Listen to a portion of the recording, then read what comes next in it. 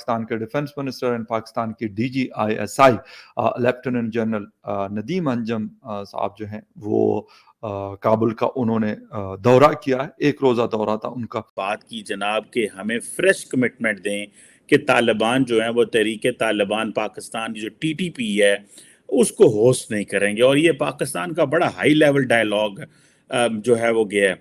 Basically तो तरले मिनते माफ़ी हैं जनाब, ये सीधी सी अगर बात है।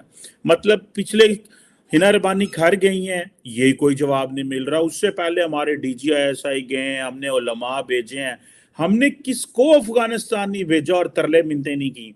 और आए दिन जो पाकिस्तान में अटैक होते हैं, कभी पेशावर में होता है, कभी कराची में, कभी बलोचिस्तान में, कहा यह जा रहा है उन अटैक्स के हवाले से बातचीत करने गए हैं कि पाकिस्तान में जब भी अटैक हुआ है हमने फौरन इल्ज़ाम इंडिया पे लगाया है। डायलॉग के लिए हम अफगानिस्तान जा रहे हैं। क्या हम खुद ही कंफ्यूज नहीं है कि हमारा दुश्मन आखिर कौन है? पाकिस्तान में जो अटैक कर रहा है, क्या वो इंडिया है, क्या वो अफगानिस्तान है, क्या वो अमेरिका है, या फिर हमारे पाकिस्तान में ही लोग मौजूद हैं? जय हिंद दोस्तों, पाकिस्तान ब्रेकिंग न्यूज चैनल में आप सभी का हार्दिक स्वागत।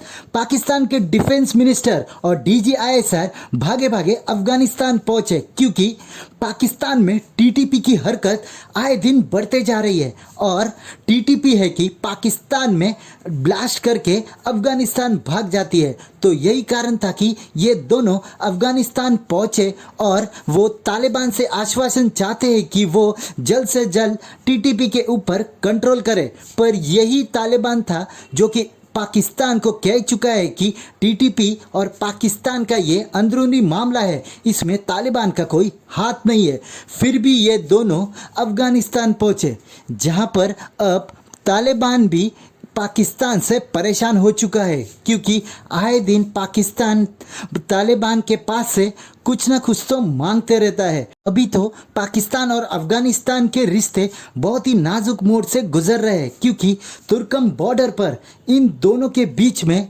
2 दिन पहले ही भीषण हमले हुए थे एक दूसरे के ऊपर। और अब पूरा तुर्कम बॉर्डर इस हमले के बाद बंद कर दिया है। वहीं पर इन दोनों देशों ने यह भी निर्णय लिया कि जब तक ड्यूरन लाइन के ऊपर कुछ ठोस कदम उठाए नहीं जाते, ये तुर्कम बॉर्डर बंद ही रहेगा। तो क्या इस कदम से लग रहा है कि पाकिस्तान और अफगानिस्तान के रिश्ते आए दिन खराब होते जा रहे हैं? ऐसे ही वीडियो को अंतिम तक देखते रहिए, लाइक कीजिए, शेयर कीजिए और सब्सक्राइब कीजिए हमारे चैनल को और बेल आइकन दबाना बिल्कुल भी ना भूले। और आपकी जो भी राय हो उसे कमेंट बॉक्स में जरूर दे। धन्यवाद। दौरा काबुल काफी इंपॉर्टेंस रखता है।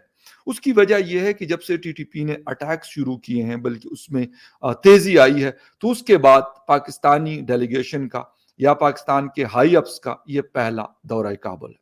एक तो सबसे बड़ी इंपॉर्टेंस इसकी ये है। इसके साथ साथ पाकिस्तान और अफगान तालिबान के दरमियान काफी एक जिसे कहते हैं कि सर्दमहरी, यानी एक दूसरे को कोल्ड शोल्डर दे रहे हैं। काबुल भी बात नहीं कर रहा पाकिस्तान के साथ, और पाकिस्तान ने भी काफी दिनों से बात नहीं की। इस दौरान TTP के हवाले से भी मुख्तलिफ बयानात आते गए और पाकिस्तान की बहुत सारी रिजर्वेशंस थी कि अफगानिस्तान की सरजमीन से वो लोग आते हैं, पाकिस्तान में कार्रवाइयाँ करते हैं, और अगर उनको यहाँ पे कोई प्रॉब्लम पेश आती है तो वो वापस अफगानिस्तान के मुख्तलिफ इलाकों में चले जाते हैं। लेकिन अफगान तालिबान ने इसके जवाब में क्या कहा था कि भाई ये हमारा कंसर्न नहीं है, ये हमारा प्रॉब्लम नहीं है, ये आपका इंटरनल मैटर है, आप जाने और TTP जाने। TTP यहाँ कुछ नहीं करी, अगर वो वैसे रहते हैं उनके लोग तो हम उसे कुछ नहीं कहेंगे। ये मेरे ख्याल पाकिस्तान के लिए एक जिसे कहते हैं ना मैटर ऑफ कंसर्न था, मैटर ऑफ कंसर्न है और रहेगा।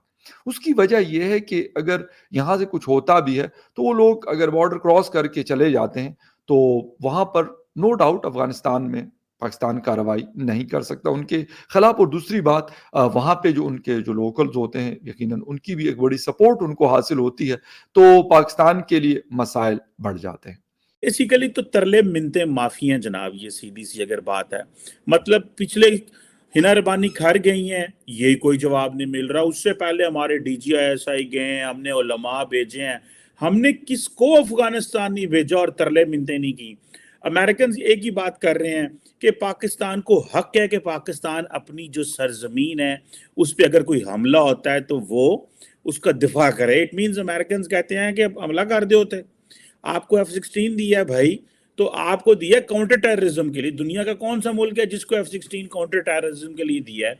अब पाकिस्तान को जो रिसेंटली इन्होंने एक को हमें थोड़ा सा जिसे आप कह लें कि F-16 थोड़ा नवा पुराना करना टेक्नोलॉजी दी थी और पैसे पूसे हमने दिए, तो वो तो हमें दिया गया इसलिए उन्होंने क्या यार टारगेट करो दाइश वगैरह को, और बेसिकली इंडियंस उसमें शोर डालना शुरू कर दिया। अब अमेरिकन कहते हैं हम पाकिस्तान के साथ खड़े हुए हैं। पाकिस्तान को पता है कि अगर हमने अफगानिस्तान पे हमला कर दिया तो फिर इंडिया और अफगानिस्तान में कोई फर्क नहीं रहना। सो हमें क्या चाहिए? हमें सिर्फ एक चीज चाहिए कि हम जाके तालिबान से कुछ जो घोड़ियां बह जाइए कि पायन मौलाना कोई थोड़ा जा ख्याल करो तो कोई साड़ी गाल सुनो। आप देखें ना, तरले मिन्नतें माफियां हमने उनकी पूरी कर ली हैं जितनी हम कर सकते थे, ठीक है जी, जितनी हम कर सकते थे। और अपना एम्बेसडर भी असं लै गए हो तो, क्योंकि हमारे एम्बेसडर को भी मरवाने लगे थे ये। कई लोग कहते हैं दाइश मारने लगी है, कई लोग कहते हैं तालिबान ने हमला किया था, क्या था क्या नहीं। अब ये जो है पाकिस्तान के अंदर, आपको पता there is a resurgence of terrorism in Pakistan over the period of time. ये सवाल बड़े ख़तरनाक सवाल हैं कि एक तरफ जो है वो पाकिस्तान के अंदर पाकिस्तान ने जितने काउंटर टेररिज्म गेम्स थे वो सारे ज़ाया हो गए। पाकिस्तान के अंदर टीटीपी की लीडरशिप दोबारा आ गई। किसने ये लीडरशिप आने दी?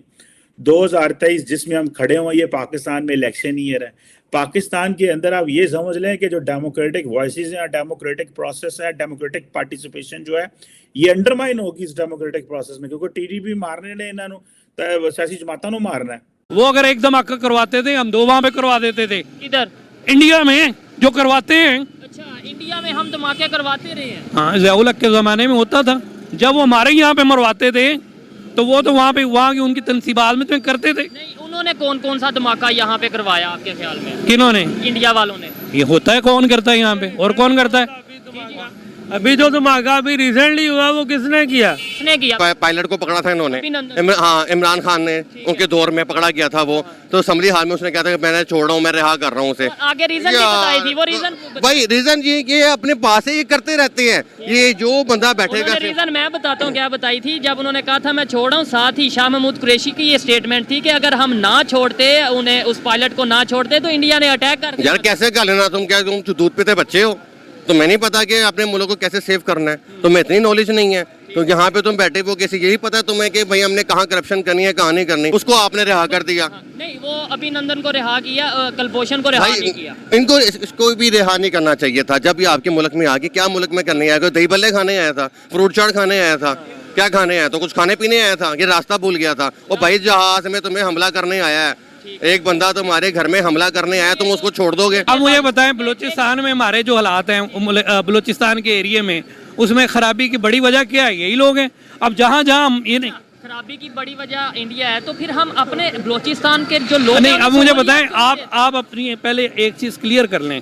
मैं एक आम आदमी हूँ ना, मैं आपको ये बता देना चाहता हूँ, मैं सोया नहीं हुआ। मुझे पता है कि हमने कश्मीर का सौदा कर लिया है।